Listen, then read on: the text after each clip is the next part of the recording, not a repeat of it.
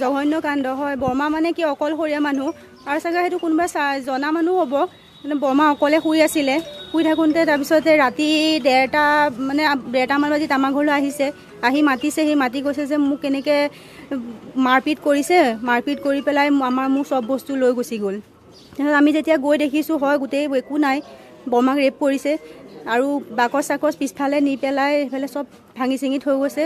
তাত বৰমাৰ আছিলে 10,000মান টকা আৰু সোণৰ গহনা আছিলে, আঙুঠি, ফুলি, চেইন, এইবিলাক কিবাকিবি আছিলে।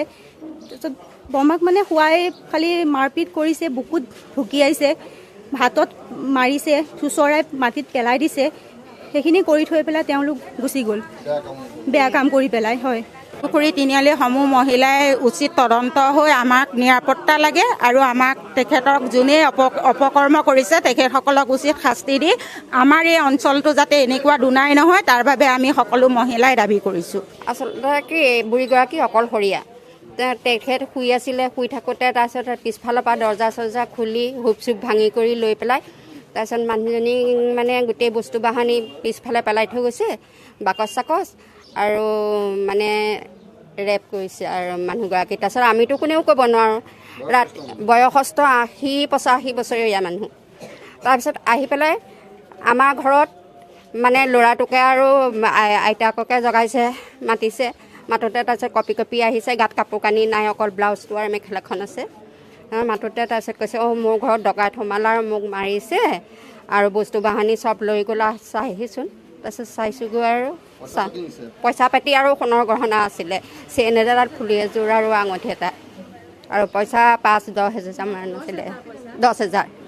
আমিতো মাইকী মানুহখিনি ঘৰত থাকোঁ ন, মতা আমাৰতো মানুহবিলাক ধৰ ওলায়েই যায় যেনি তেনি, আৰু আমি মানে সুৰক্ষিত নহয়। এতিয়া পোৱালি এৰি থয়, পোৱালিটো এৰি থয় ধৰক আমি এতিয়া য'লে ত'লে যাব লাগে, পোৱালি আছে ঘৰত, ছোৱালী আছে, সেইবিলাক মানে ধৰক আমাৰ এটা সুৰক্ষা লাগে। মানে আৰক্ষী ব্যৱস্থাটো বাৰু তেনেকুৱা কৰা নাই, কিন্তু মাতিলে যায়, নাযায় বুলি নকওঁ। তেওঁলোকক যদি আমি বিচাৰোঁ তেওঁলোক যায় বাৰু। পেট্ৰলিং কিন্তু আমি চলে কিন্তু হ'লেও মানে কি আৰু এনেকৈ ধৰক ৰাইজে কিবা এটা মানে কি আমাৰ সকলে কিবা গৰু ছাগলী আমাৰ দিনতেই লৈ গুচি যায়, দিনৰ 10টা বজাত 11টা বজাত গৰু ছাগলী লৈ গুচি যায়, আৰু কোনো ফালৰ পৰা আমি শান্তিত থকা নহয়েই। আজিকালি কিছুমান সুবিধা আমাক দিব লাগে এতিয়া সেইখিনিতে ধৰক, অইন নহ'লেও, কাৰণ আমি ঘৰত থকা মহিলাসকলৰ কাৰণে সুৰক্ষা লাগে। আজি সেই 70-80 বছৰীয়া বয়সীয়াল মানুহগৰাকীয়ে সেইখিনি কাম কৰিছে, কাইলৈ আমাৰ গাভৰু মানুহখিনিক আৰু তাতকৈ বেয়া কৰিব পাৰে, সেইটোও তেওঁলোকৰ হেৰি নাই। আৰু আমাৰ শ্মশান এখন আছে, তাত আপোনাৰ ৰাতি 9টা-10টা বজাৰ পৰা মদৰ আড্ডা হৈ থাকে। সেইখিনি কোনেওতো হেৰি নাই, কোনো তাত পুলিচ যায়, পুলিচ গ'লেও তাত কোনো ধৰিব নোৱাৰে ধৰক, তেনেকুৱা হয়। পুলিচ গ'লেও ধৰক সুৰক্ষা এটা লাগে ধৰক আমাক।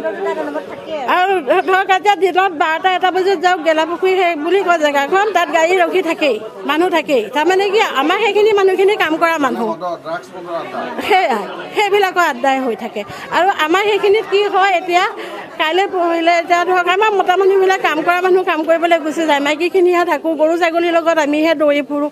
আমাৰ কাৰণেতো আমাক কিবা এটা সকাহ লাগে এতিয়া।